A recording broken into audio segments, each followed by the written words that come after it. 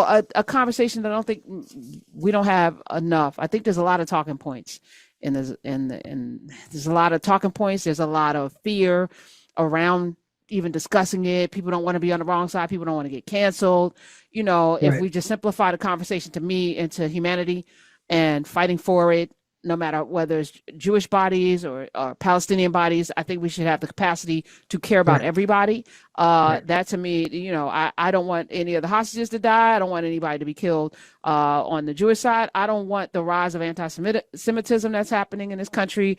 It's almost like 9/11. People that were Sikhs and wore turbans were beaten, and it's like that makes no sense. So everybody's now, like we can't behave in a way that we think is so abhorrent in other people. We have to hold ourselves to a standard, and we're not doing that. So let me just set the table, because we Black Americans live in a country that once targeted us, not just in enslavement, not just during Jim Crow, but the government under the FBI targeted people, had lists of people. Like Martin Luther King was one of the most dangerous men in the world. Before Martin Luther King, it was Marcus Garvey was on the list. J. Edgar Hoover in the 19-teens had Marcus Garvey, and I printed this out because I thought it was fascinating.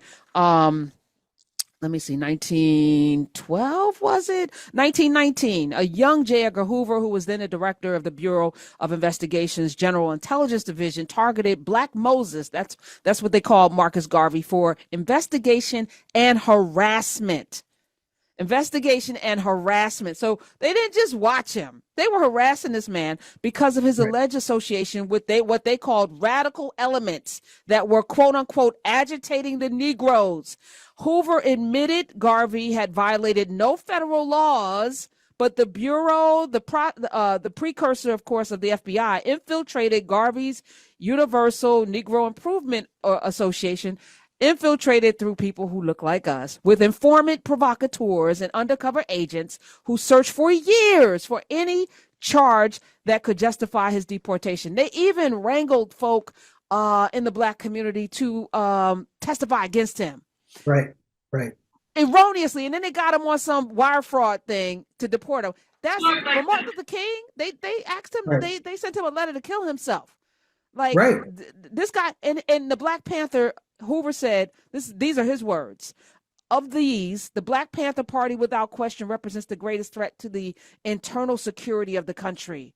Schooled in the Marxist-Leninist ideology and the teachings of Chinese Communist leader Mao Zedong, its members have perpetrated numerous assaults on police officers and have engaged in violent confrontations with police in cities throughout the country. Leaders and representatives of the Black Panther Party travel extensively all over the United States, preaching their gospel of hate and violence, not only to ghetto residents, but to students in colleges, universities, and high schools as well. And he had this new thing in 1968 and 69, and during the academic year, he claimed that they created more than $3 million in damages, and there were more than 4,000 arrests. But a lot of this was also trumped up because the fear is not Black violence. The fear is not that Black people are somehow, aligning with the Russians at the time. Now we're Russian friends, or the Chinese, which we're in business with. And they own damn meat factories in this country. Like, there's so much hypocrisy. It's so weird. But the truth of the matter is, J. Edgar Hoover, the FBI, which is the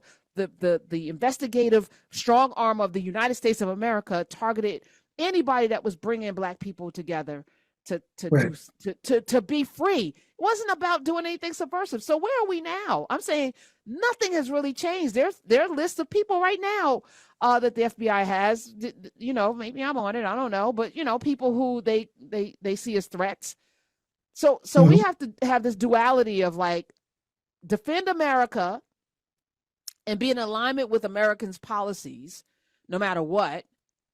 But then Vietnam with Muhammad Ali and others showed a different side where Black people were like, nah, Viet Cong, no, we're in the back of the bus here. And coming back from World War II, I've heard so many soldiers say the German soldiers were treated so much better than Black people over there fighting for liberations that they didn't have here. So there's been this constant tug of war that we've had to have. Where are we now? And as we move into November, again, there has to be some clarity around what we do. I think that, first of all, beautiful rundown of how we got here in the first place. I think that there are some ironies in the mix of all of that. Being that there was a need for certain things before, there was a need for COINTELPRO in order to exact that agenda, because the way that information was distributed at the time, you almost needed moles. You needed a man on the inside. You needed a snitch, a turncoat. You needed disinformation. You needed mainstream media to buy into it.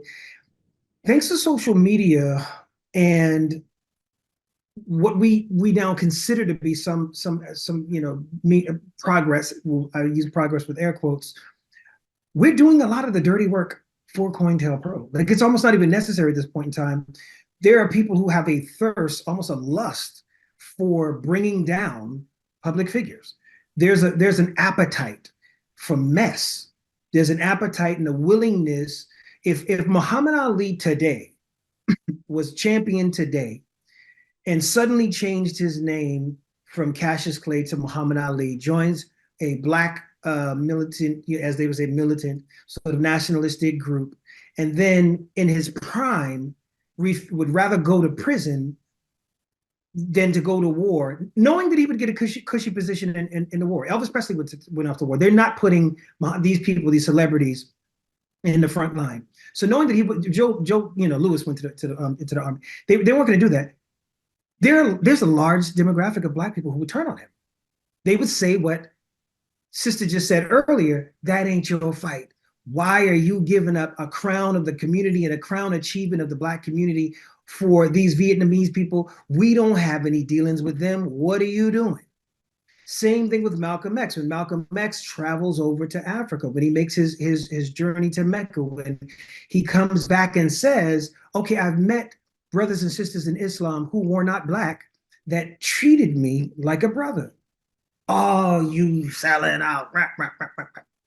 When Malcolm X and other pro-black activists and the Black Panthers, they showed solidarity with the Palestinians. When they were the ones who said that there is an intersection between the Black Power movement and what we're trying to achieve, and also the LGBTQ, well, they didn't call it LGBTQ plus at the time, but but the gay and queer movement at the time. These are our Black militant, groups that are saying this. Today, they be placating to the gay agenda. So there's a lot of things that got us here that are now within the demographic considered regressive. Things that we turn our back on now, like the progressive thinking, that altruism that you're talking about, being a global citizen and coming from a place of humanity, and the last incarnation of El Hajj Malik al-Shabazz, where he's talking about humanitarianism and being a human being. They don't quote that. That would be somebody who's diluting the message. That's not going to play well on certain aspects of, depending on which side of Twitter or which side of X you're on these days. We're very compartmentalized. And one thing that I've been seeing is there's always been a strain of conservatism that bled into the Black psyche, the Black consciousness.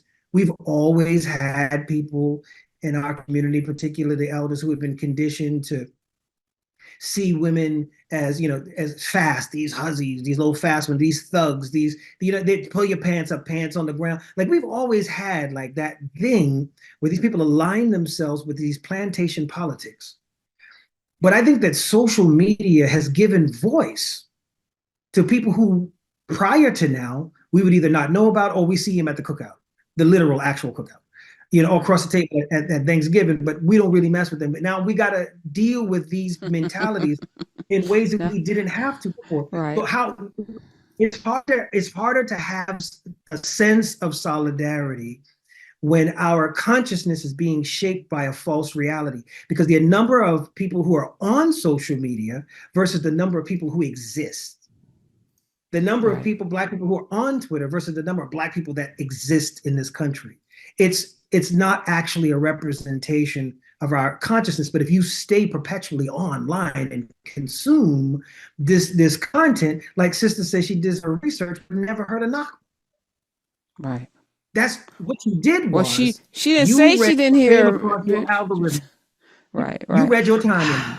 Right. Which was basically doctored by the content that you consume. You ain't even Google. You didn't Google that. You ain't PLO. You ain't know don't know how to spell it, but come on now.